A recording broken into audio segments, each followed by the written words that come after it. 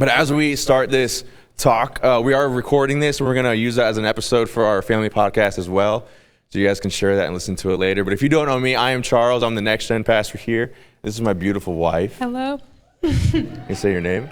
My name is Alyssa, Charles's wife. Yeah. And we're really excited to talk to you guys tonight. And just to FYI, it is kind of some heavy topics. So we need to break the ice a little bit. You know, we're going to be talking about some taboo or dirty words sometimes, seen that way in the church. And so I want us to kind of break the ice. This may make things more awkward or less awkward. I guess we'll find out. Everyone say sex. That was good. There was some enthusiasm in. Wow. All right, let's go another one. Everyone say penis. Even more enthusiasm. Wow. Let's go. All right, everyone say vagina. We're getting collectively louder. All right, everyone say pornography. That one was a little sadder, and that's good. Yeah, that's not fair. a bad thing. That's fair. That's not a bad thing. So to give you guys just kind of an overview of what we're going to be talking about for a few minutes tonight, is just we want to, a lot of us know this, but the reality is our kids will be exposed to sex, sexuality, pornography, and so the question really becomes, what kind of exposure will our kids have? Who's going to teach them first about these topics? Who's going to have the louder voice, the more consistent voice, the safer voice? And are our kids going to be trained to be able to effectively combat when they see distortions of these things? And so that's kind of the aerial view of what we want to be talking about. Yeah, that's right. And we are not experts in Not this. at all, no. But our heart is to inform you guys the best that we can and also to resource you guys as well. So that's our heart for the night. Yeah, that's what it is. So let's do this. Okay, so first I want to share some stats, just kind of exposing the reality of our highly sexualized culture. Okay, so just go with me. This one's pretty nuts. 70% of minors who use Discord have had online sexual interactions on the platform. Discord is like, I don't even know, Caleb, it's like gaming and stuff and DMing. I don't really know. Let's keep going though. This is from a study from Covenant Eyes in 2018. 27% of teens receive sex. Those are sex texts, if you don't know that. 15% are sending them. So I mean, it's double or getting them. 57% of teens search out porn at least monthly. That's a lot. 71% of teens hide online behavior from their parents. That's concerning. I should have said this at the start. Not all, like, we don't have teenagers in our home. Our oldest kid is about to be 5 this year. But don't check out if you don't have teens, because this is like preventative work. Yeah. Right? Like, this is stuff that we can get ready for when we reach that season. If you're already there, I mean, you're living in it. And so I want to keep going. Another study talking about sexualization of culture showed that the average teen spends 31 hours a week watching TV. It's more than a day. And frequently that contains sexualized content and female objectification. Going off of that, 1 in every 3.5 TV ads, so 56%, it includes sexual content to sell its product. Can you feel the discomfort? We're going to keep going. About 69% of tweens and 90% of teens encountered sexual content online. That's just about all of them. 40% of children from grades 4 to 8 experience online chatting with strangers. That's pretty bad. 1 in 5 children reported that an online predator contacted them. So again, these are just some pretty disgusting and sobering statistics. And a lot of us understand our culture is highly sexualized, but I just don't know if we're all fully aware of how bad to worse things are getting. And so again, we're not saying this stuff to scare you guys by any means. We're just we need to understand the world in which we're living in and the culture that we're trying to raise Jesus followers. And I saw this video the other day. It was crazy. It was this lady who was she did this test on Snapchat. Okay, she made 2 fake accounts, one for a 40-year-old woman and one for a 12-year-old boy. And she had no special things set to it, just really generic. And on the For You page for the 40-year-old woman, it had, like babies and puppies and recipes, cooking videos, that kind of stuff. But on the For You page for the 12-year-old boy, it had half-naked ladies, sex, self-harm content. Yeah. Like this, that's just what they're feeding them. And this is the culture that our kids are living in, okay? And I want us to just keep going a little bit, and I want us to talk about porn a little specifically, okay? Because these stats just blew blew my mind. Okay, so Covenant Eyes and Common Sense Media, they both in separate studies reveal that the average age of first exposure is 12. That's average age. A lot of studies will show you it's getting even, as early as I feel like 7 was the earliest I saw that had some real figures to it. So of that, 58% saw it accidentally, 44% saw it intentionally. So the majority, they're seeing this not even on purpose. Yeah. They're not even trying to find pornography, but they're finding it. This is where it gets real bad. Only 1 in 3 of those that saw pornography said that what they saw was porn that included asking for consent. So 66% didn't include asking for consent. Here's where it gets really bad. 84% of the pornography viewed by kids had acts of violence, rape, and choking someone in pain. 84% of the porn that kids are watching and being exposed to. And we have to understand, guys, just going off of this average age of 12, cognitively, kids aren't developed. They don't have a firm grasp of God's good design for sex and sexuality. And so we need to understand that if we're not on the offense, this isn't just about protecting our kids. If we're not on the offense to properly form our kids in the way of the Lord regarding this stuff, this is what's going to be forming them. Yeah. This is what's going to be forming our kids. This kind of content is going to be teaching them what sex is. Yeah, I think it's important to note that kids aren't necessarily going online and searching for this aggressive, violent type of porn like what we're talking about. But the content creators, they know what they're doing. And they have displayed the first thing that will pop up on there is this type of aggressive, violent porn. They're doing that with a purpose. We know that, like we said, 58% see accidentally and 84% of the porn is aggressive. So the question becomes why? Why is that the most accessible there? If the average age is 12, then a 12-year-old boy is not going to spend, or girl, is not going to spend minutes scrolling. Let me find something a little less aggressive on here. No, they're gonna get on. They're quickly gonna just pick whatever's right there. This is what's right there. It's targeting them. Why is it like this? Because that's going to be the most easy for them to get addicted to.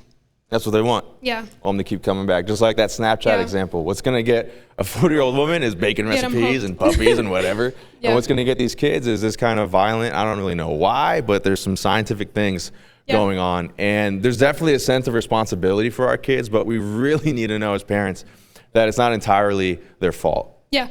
As adults, we rely so much on, it's called the big nerdy word, but prefrontal cortex of the brain. So the things that are working here is like focused attention, anticipating and predicting the consequences for one's actions, impulse control, managing one's emotions, planning for the future, conditional thinking, like I can't do A until B happens. I don't know about y'all, but our toddlers can't do any of these things. I don't know how it is when they turn 12, but why? Because they're using more of how God just designed our brains to work it develops from the back to the front. So in the back of the brain is going to be more of your emotional type of reactions. It's not this A plus B equals C. They're not thinking like that. So therefore, is it really their fault if being exposed and they don't have this prefrontal cortex of the brain that's been developed? Is it their fault then? Yeah. And that's a really good thing for us to think on, because when a young person ever tells you, I'm not sure why I did that, there's legit scientific evidence behind, there's some validity to that statement. And so to make it practical here, if your kid ever tells you, Mom, Dad, I just couldn't stop clicking, I couldn't stop looking at this pornographic content, there's actually scientific and developmental truth that's at work there. Babe, you're gonna have to talk about this stuff. I can't even say half these words, but there's this complex cocktail of neurochemicals. I can say dopamine and serotonin. What is that? Norepinephrine. Say it again. Norepinephrine. Yeah, and so why is this such a big deal to even understand this? Yeah, neurochemicals, that a lot to do with pleasure, but it's a lot of those same chemicals are what's being released. If you're on drugs and you're experiencing a high, so it's going to become addicted just as if you were on drugs. It's the same, it'll get you hooked kind of a... Yeah, kind so of thing. Moral of the story here is a young developing brain stands no chance with these chemicals firing. And culture and content, again, majority of them don't even look for porn. It's just coming to them, and they don't stand a chance, even if they don't want to look at it. So take a deep breath. It's kind of a lot. And so we want to kind of shift to how should we respond and be proactive here because I know the common response to all of this can, naturally can be to try to shelter our kids, to try to protect our kids, place our kids in a bubble so that they won't be exposed to anything. And again, there's good intentions behind that kind of approach for sure. But I do think there's some major problems with that approach as well. I think that that approach, it may teach our kids to understand what's wrong. I do think it may fail to properly form our kids in what God's design really is, and fail to equip them to respond to distortions that they see. Because if all they know is the bubble you've created, what are they going to do whenever that bubble does get broken? And just to get, biblical here, I think another really big problem with that is we all have the call of the Great Commission, do we not? We all have the call to be salt and light into a lost world. We all have the call to be in the world, not of the world. And that kind of an approach can create this complex to where the world is bad, lost people are bad and scary, and they're going to contaminate us. And if we're not forming our kids to love lost people and to be strong in their faith, it's not the world is so bad. How about it's how big our God is, and understanding the way He's designed things to be, so that we can then go out and properly address these things. So the goal is to develop kids who understand God's good design. Kids who abide to that, who understand distortions to this good design, and are then empowered to properly respond whenever they come face to face with distortions, because they're gonna come face to face with distortions. So it becomes a battle of formation. All right, we all need to be actively working to form our kids, build them up, construct them in the ways of God concerning these topics, while also actively working to counterform them from the formation that the world is trying to put on. Does that make sense? How those two kind of work hand in hand? And we have to see it that way. And I think the starting point has to be God's design for sexuality. We're not going to spend, again, a ton of time on this, but I do want to just touch on a few key points, because if this isn't right, it's going to be really hard to form our kids properly. And so if this is something that you feel insecure in as a parent and not super sure in or positive, man, get some resources, get some help. Again, we have a resource table. We can talk to you. We have pastors can talk to you, but get some help and build some confidence in this area, because again, guys, this isn't just a one-time have the birds and the bees conversation kind of thing. This needs to be and we're going to get into this, but an ongoing conversation, because the world is ongoing. It's not just one time the world goes, hey kid, you want some porn? Like, that's not how it works. It's every single day, every waking moment, the world is trying to form them. So we need to understand we have to take the same approach. Does that make sense? And so this is like really easy, like summary statement for what God's design is. I think it's so easy to catch on to. Sex is a big deal to God. So handling sex God's way should be a big deal to us. Sex is a big deal to God. So handling sex God's way should be a big deal to us. If we can get our kids to catch this, man, it'll do wonders. If they can be formed in this kind of an understanding. And the Bible is so evident, right? We understand God made male and female. He made Adam and Eve. This is the setup. Sex is a big deal to God. We understand that sex is a good thing. How do I know that? Because sex is what leads to procreation. Okay, the world would be over if there wasn't any sex. Sex leads to the consummation of marriage, sealing that covenant between a man and a woman. Sex fosters love and intimacy. And God could have made sex super unpleasurable, but He made it pretty good. And He witnesses on that. So I'm just saying, I see you, Pastor Tyler. Sex is a good thing.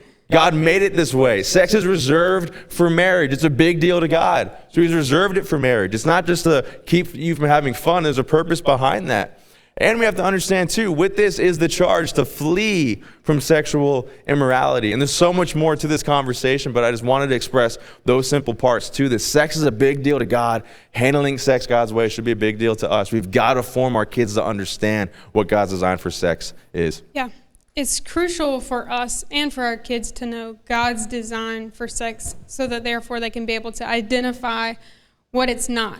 Yeah. I remember when I was in nursing school and we're practicing like listening to people's heartbeat with a stethoscope. And I was so nervous, thinking like, oh my gosh, when I have patients of my own one day and I'm listening to their heart, that's such a fine-tuned thing that you're listening to. What if I was to miss a murmur or like something that's going on? And I remember one thing my clinical instructor said that sticks out. He was saying that you're going to listen to so many normal heartbeats over and over and over. You're doing this all the time. that when you're going to be able to recognize that murmur, because you may not even honestly be able to spot exactly what it is, but you'll know something's not right because you've listened to the normal so many times that the abnormal is going to stick out. So it's the same way.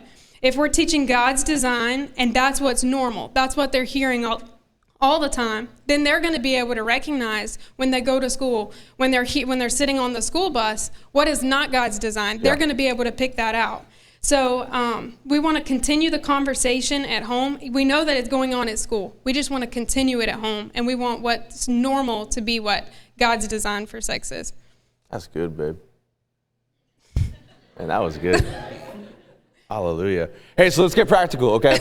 Here's some things we're going to try to land it a little bit here. So obviously limiting exposure. I know I said don't bubble them, but there is still something to be said of limiting exposure. We don't want to just be like, all right, kid, yeah, go for it. No restrictions. You can watch everything you want. I don't care who you hang out with. Like, that is foolish. You are setting your kid up for failure if you have no kind of parental control over what they're doing and being exposed to. If you're that parent, I'm not trying to be mean, but like, shame on you. You can't do that in 2024. We can't. And so I know a lot of us may not consider ourselves to be tech savvy, but there's a lot of easy resources and tools that we can do. I know we heard a podcast recently that this guy was talking about his kid who they set these parental controls to limit the amount of time he could spend on his Xbox. And this 11-year-old nerdy kid was able to like override the system and then play all video the games on it. Yeah, like unbelievable. But that's just the kids. That's today's kids. But we don't have to be tech savvy. I'm not going to spend a lot of time on this, but on that resource card on your table, if you scan that QR code, it's going to have links to everything I'm talking about, plus some more stuff. But I want to highlight a few tech things you can get. I mean, they make routers. There's one called the Gryphon router that literally is made for parents to set up parental controls on it. A router. You have to accept devices that are trying to join the Wi-Fi. Everything's monitored. It's super monitored, and so really easy thing you can get. They got this line of phones called the Gab phone and Gab watch. And it's actually pretty cool. It looks like an iPhone, like it's a really dumb smartphone, and so it's made for kids to be able to still have a phone, still have again, it looks like an iPhone, still have some features, but it's super dumbed down to limit a lot of exposure that might come their way. There's a great site resource called Common Sense Media. This is a secular organization, but it's awesome. They give honest reviews of movies, shows, books, even video games, even podcasts. They're just, again, they recognize there's a lot of twisted stuff coming our way. And so they give honest reviews and they show you the kind of content that's being pushed in certain movies or podcasts or games. And again, on your card, there's a link to this YouTube video that's super simple, and it'll walk you through just setting up parental controls on your kid's phone. And I thought that could be beneficial for you guys. And there's so many more resources, but limited exposure is a part that we wanted to talk about. And another big part is normalizing porn. Everyone say pornography. Good, we're taking steps to normalize it. That's good. The first time was not. That's good, yeah. So normalizing porn. But yeah, and when we say normalize, we're not meaning like make it okay by no stretch of the imagination at all. We're saying don't let it be a taboo topic in your home. Can't be a dirty word. So we want to normalize the conversation about it, and we want to talk about porn early and often with your kids. Make sure your kids know that they have permission to talk to you about it. And honestly, you can't wait for them to bring the conversation to you. You have to be the one that does the awkward and initiates the conversation. Yeah. It doesn't also mean that with a 5-year-old, we're using the word pornography. Like a lot of you in here have young kids. Like, what does that look like? We'll talk about that some more. But with a 5-year-old, it does mean that our kids should know what to do when they see or hear someone without their clothes on, or they see something that may not make them feel comfortable. They need to be able to know what to do. Yeah, and so just normalizing these kind of conversations. So again, they can know what the way things are supposed to be and identify what they're not. We're going to actually give all of you guys a free book on your way out, How and When to Tell Your Kids About Sex. Super practical, great book for parents. And at the resource table, you can see they have this for you as a parent guide, and then they have the books for your kids, and it's 4 phases. I think it starts at 3 and goes up to 16 or something like that. So you can check those out. Again, just really practical, guys. There's so many great resources out there to help you as we do this. And I want to Another link you guys have in that card is to this book from Covenant Eyes that's really helpful, talking about helping parents navigate online exposure. And in part of that book, they're like what Alyssa's talking about, they're really emphasizing the fact that from infancy, children need to grow up in a home where sexuality, gender differences, porn, sex, these things aren't taboo subjects. And they say even using correct body parts, the names for body parts early, like there's nothing wrong with a young boy or girl knowing what sexual intercourse is when it's framed around Christian values, when it's framed, again, and built on God's good design. So ideally, children should grow up in a home where they receive many small conversations about sexuality, procreation, why it's good, intimacy, love, the way it's supposed to be, how to guard our eyes, how to flee from sexual immorality, how to keep ourselves from inappropriate images. And because then when these things get developed and built, as they get older, they're not going to be this big bad thing that makes them, remember, 70% don't tell their kids what they're doing online. That helps to prevent that, because what we want you guys to be are parents that are approachable and safe, that can keep this conversation going. I think this is the coolest thing. I just want to brag on our kids. So we've been trying to do this with our kids as far as like the body part thing. And the other day, our 2.5-year-old said, "Daddy, I want to take a shower with you." Before I could even answer, Rowan, our 4-year-old, said, "No, Elroy, Daddy has a penis, and we have," she calls them vaginas. Vaginas. Oh, vaginas. With a B. Yeah, with a B. So it's like, so we can't. And I was like, that's right. Like, I'm gonna shower with Tay, our son, but not with y'all. But I think that's so healthy where it doesn't have to be like this dirty word, but it's just a normal thing. Because again, guys, I know it can seem weird, but the world is not, they're not slowing down. They're amping up with what they're bringing to our kids and exposing. And so I know a common question, right, is when then is the time to kind of have some of these conversations and talks? Wouldn't it be nice if we could say, this is the clear-cut age and this is how the talk goes? That doesn't necessarily exist. But there's a few guiding principles that overall I think are wise to consider. One, if you wait until your kids are ready, it's too late. Yeah. If you wait until you are ready as the parent, you're too late. Yep. Your kids are ready for the talk before you are. Yep. Does your kid ride a school bus? Then he or she needs to know the word and what to do with it when, not if, they hear it. Yeah, and even just more than that, I mean, does your kid go to school, public school, private school, Christian school? Yeah. Is your kid a part of a homeschool co-op? Can I just be honest with y'all? Does your kid go to youth group? All right, I'm just going to be real with y'all. You know, lost kids come to youth group, right? You know, we're trying to reach the lost and build the kingdom of God. So there's going to be lost kids in here. We can't prevent them from talking about bad stuff. We're giving them the gospel, but your kids there's no way you can keep your kids from hearing about this stuff. So we've got to talk about it.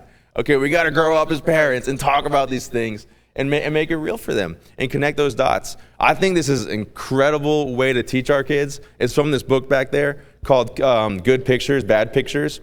And they give this plan called the Can-Do Plan. I just think it's so simple, but it's a way to, again, teach and train up our kids as we normalize this kind of conversation, normalize these topics. So then, what now? Kind of like the action steps. And so here they say can do. So C, close my eyes immediately. Once you see this kind of content, you teach them, close your eyes immediately.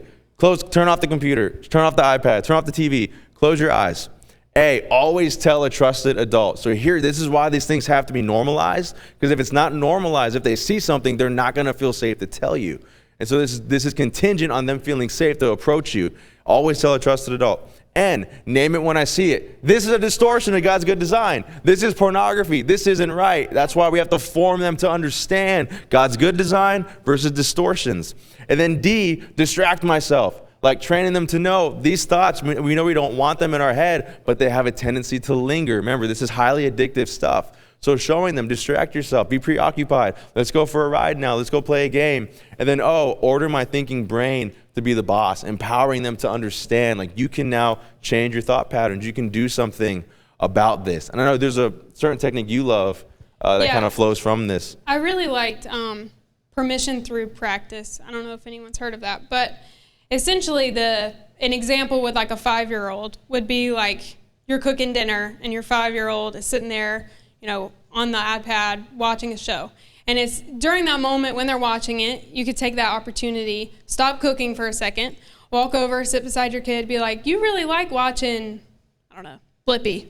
Danny Go is big in our house right now. But you really like watching that, don't you? Yeah, I do really like that. Oh, that's so great. You're having a conversation. And then that's when you can tell them, So what would you do if you saw something pop up on the computer, maybe in an ad, if you're watching YouTube, like what you're watching? What do you think you should do if you saw something that popped up that made you feel uncomfortable or scared? It was a distortion of God's design. Yeah. Yeah. What should you do? And hopefully they're going to say, I should come and tell you, Mom. And yes, you're exactly right. That's so great. Actually, you know what? Let's take a chance right now. We're going to practice this. We're going to do it right now. And that's when you can say, I'm going to go over here in my room, and then I want you to be in here, and you're going to pretend like you saw something on the iPad that popped up. It made you feel uncomfortable. I want you to put the iPad down, and I want you to come run and tell me. So then you as a parent, you're going to run in there to your room, and then you're literally going to practice out your kid coming to you and saying that, and you celebrate it and you make it a huge deal. The point of that is that you don't want the first time of them actually physically practicing this to be when it happens. Yeah. Like if that first one is under your belt and it was a practice, then when the time comes, and we hope it doesn't, obviously, but looking at the world we live, the chances of it happening, then it's like muscle memory at that point. That's not their first time. The first time was a practice. So again, this is all normalizing it, making it a part of daily conversation, and teaching them, empowering them how to respond. That doesn't have to be the way that it so often is. And so we want to encourage you guys, though. Like that's our talk. I know it's heavy. It's going to get better from here, I promise. But I just want to remind you guys, like, just know God chose you guys to be parents in 2024 with the kids that you have, however young, however old. Yeah. You're here on purpose for a reason. It's not by mistake. You are more than able. You are equipped by the grace of God to lead your kids through this time we're living in. And no matter where culture goes, let's never forget, like, God's stronger, and God loves the world, and his heart is for the world. And we're praying for you guys as Clover Hill. Like she said, we want to resource you guys and partner, do everything that we can to help you guys in this fight of parenting in today's time. And it doesn't have to be huge. I think it is overwhelming, right? I mean, it's very overwhelming. But our action steps, they don't have to be huge. It's utilizing what's already there. Your car rides, maybe don't listen to music and talk. When you go home and you're exhausted, don't veg out on your phone, but take an opportunity to talk and engage with your kids. Utilize family dinners as a great time to be able to have discussions. Yeah, and I've even heard of some people that when they're having a family movie night, if something comes up, they'll literally pause the movie and say, okay, kids, so what did we just see? Yeah. Is this the way God designed it? And they just, again, using it as teaching moments rather than just letting culture go by and being like, guard yourself. But let's capitalize. Like, sweet, thanks for this bonus lesson tonight, inappropriate movie or whatever, and using those kind of things as teaching moments to train them so they can be able to discern God's design, not God's design. And that's going to make such a difference. Yeah. And a lot of this, if you can start early, the better. But there's some of you that you have teenagers already. And maybe thus far, a lot of this normalizing this kind of conversation hasn't happened up until this point. Me and Charles, we don't want you guys to at all feel defeated. Even if that's the case, like, you guys are here and you're wanting to learn, you're wanting to take this in. If that's the case and your kid is already older and these conversations haven't been had, so then now you're like, what do I do? I think it's as simple as honestly sitting down with your kid and maybe even apologizing that you didn't do it sooner as a parent. And that opening up a conversation, because it's never too late. Yeah, and it's working to build trust. Yeah. The more they trust you guys, like, they're going to come to you. They're going to come to you when things get hard, when they come into contact with things, when they're experiencing this. And so just know that too. Like, build the trust. I love what you said. Apologize for not doing it sooner. Yeah. And don't lose hope. No matter how old your kids are. And specifically, I can only speak as a mom, but there's so much information that's being fed to you about how to parent, what to say, what not to say, what to do, how to discipline, all the things from social media. There's so many voices, but I'd say even on this, people will tell you different things. But your number one primary source on how to parent your kid, regarding everything, it truly has to be the Holy Spirit leading and guiding you in that. So that's your primary source, always. Amen. Hey, well, thanks for listening. I know this is a little tough. It's a lot. Maybe not. Maybe I don't know. If it was tough, I'm sorry. But thanks for listening, guys. Y'all were a great audience. I felt your eyes captivated the whole time. May have not known what you were getting into, but. Yeah.